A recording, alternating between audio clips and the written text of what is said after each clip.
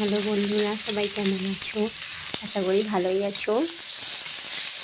আজকে আমাদের ঘরে সুতরা কাঁকড়া হয় না, সুতরা কাঁকড়া দিয়ে আজকে ঝোল বানাবো আলু দিয়ে। দেখো বন্ধুরা কীভাবে বানালাম। সবটা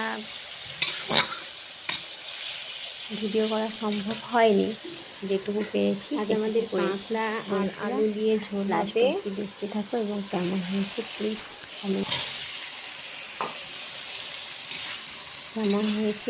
কমেন্ট করে জানিও বন্ধুরা। শেষ অবধি দেখতে থাকো আর সাবস্ক্রাইব করে আমার পাশে থেকো। আলুটা ভালো করে কষিয়ে নিলাম। নমস্কার বন্ধুরা।